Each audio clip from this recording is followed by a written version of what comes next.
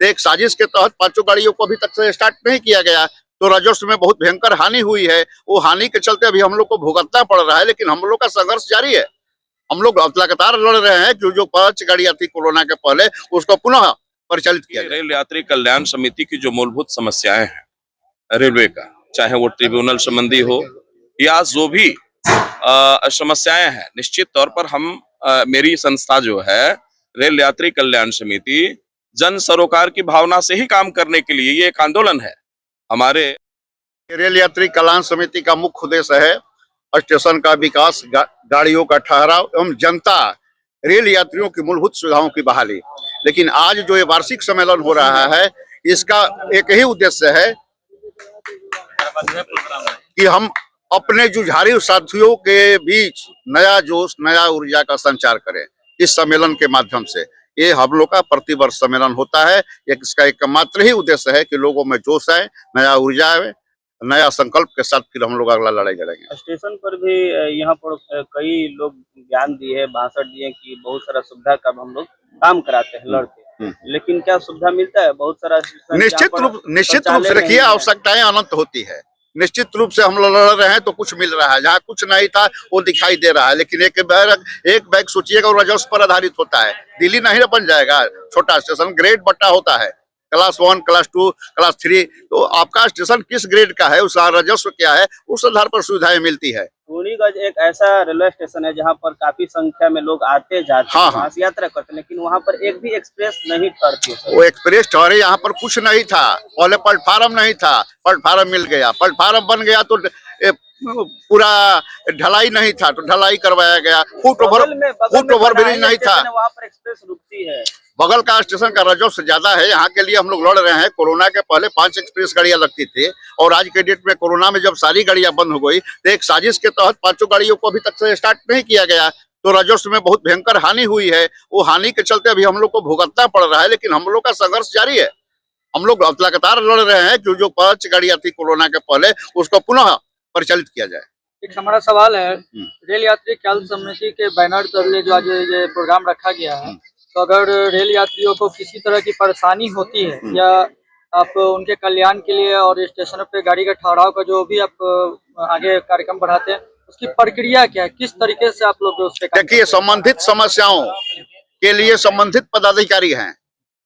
कैसा आपका समस्या है उसके लिए वो पदाधिकारी है और हर पदाधिकारियों का कांटेक्ट नंबर हम लोग के पास है। हम लोग तुरंत उस पदाधिकारी को अवगत कराते हैं, यहाँ पर एक घटना हुई है, दुर्घटना हुई है, या आपका सामान भूल गया है या लड़का भूल गया है। जो समस्या किसी दानापुर प्रमंडल में मान के चला जाए, मोकामा से लेकर बक्सर तक के बीच में अगर किसी रेल यात्री को किसी तरह का परेशानी या उनको कोई सूचना देना हो, शिकायत देना हो, तो कहाँ किस माध्यम से आपको सूचित करें? देखिए, सबसे पहले तो भी हमारे आरपीएफ के पदाधिकारी आए हुए हैं। आरपीएफ का टोल फ्री नंबर है, जीआरपी का है, रेल का है, ठीक ना। सारी आपका रेल का 2 ऐप है, रेल सेवा है, रेल मदद है। आप किसी का भी सहारा लेके अपनी समस्या का समाधान कर सकते हैं। क्या परिचय हो सर? मेरा नाम डॉक्टर सुधीर कुमार सिंह। तो क्या कहिएगा, आप भी इस आयोजन में शामिल हुए हैं? मैं इस आयोजन में नहीं, बल्कि जब से रेल यात्री कल्याण समिति का गठन हुआ है तब से लगातार इससे जुड़ा हुआ हूं। हमारा एसोसिएशन इससे जुड़ा हुआ है। मैं सैनिक संघ का अध्यक्ष हूं। इस नाते हमारा और रेलवे यात्री कल्याण समिति का बहुत बड़ा एक गठबंधन तौर पर हम लोग काम करते हैं और इनके कल्याण के लिए, रेल यात्रियों के कल्याण के लिए जहां भी हम लोगों को ढूंढा जाता है, जिस रूप में, क्योंकि अग्रसर मेरे बड़े भाई सुधीर सिंह हैं, जो भी इनका निर्देश प्राप्त होता है उसको हम लोग पालन करते हैं। क्या परिचय हो सर? मैं सूबेदार मेजर रिटायर रामनाथ सिंह, अध्यक्ष बिहार राज्य पुलिस सैनिक संघ जिला बक्सर। बोलिएगा नहीं प्रोग्राम सर, क्या कहिएगा, आप भी डुमराव से चल के कृष्णापुरम में आए हुए हैं इस आयोजन में? मैं रेल यात्री कल्याण समिति का एक सेंट्रल कमेटी का पदाधिकारी हूँ। इस नाते जो है आज का जो कार्यक्रम है बहुत इम्पोर्टेंट कार्यक्रम होता है। मकर संक्रांति के शुभ अवसर पर एक सबसे पहले तो एक दूसरे के साथ मिलजुल करके जो है दुख सुख बांटना, साथ में जो है जो भोजन का आयोजन है उसमें, बाकी रेल यात्री कल्याण समिति की जो मूलभूत समस्याएं हैं रेलवे का, चाहे वो ट्रिब्यूनल संबंधी हो या जो भी समस्याएं हैं, निश्चित तौर पर हम मेरी संस्था जो है रेल यात्री कल्याण समिति जन सरोकार की भावना से ही काम करने के लिए ये एक आंदोलन है।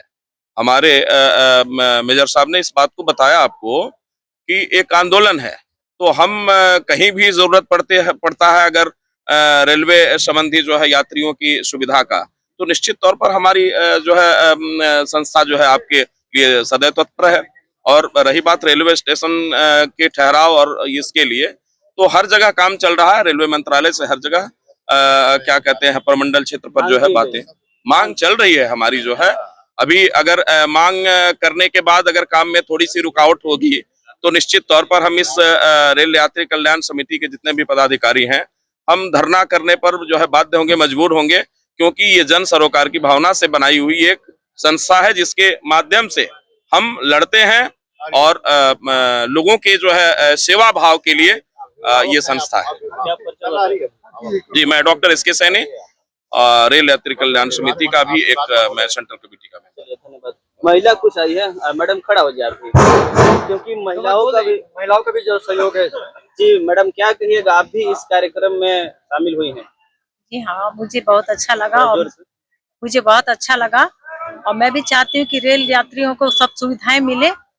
जो बहुत से लोग हैं जिनको परेशानियां होती है, कहीं बीच रास्ता में किसी चीज की वजह से किसी यात्री को ट्रेन से उतार दिया जाता है। मैं चाहती हूँ कि किसी भी व्यक्ति को कोई असुविधाएं ना हो।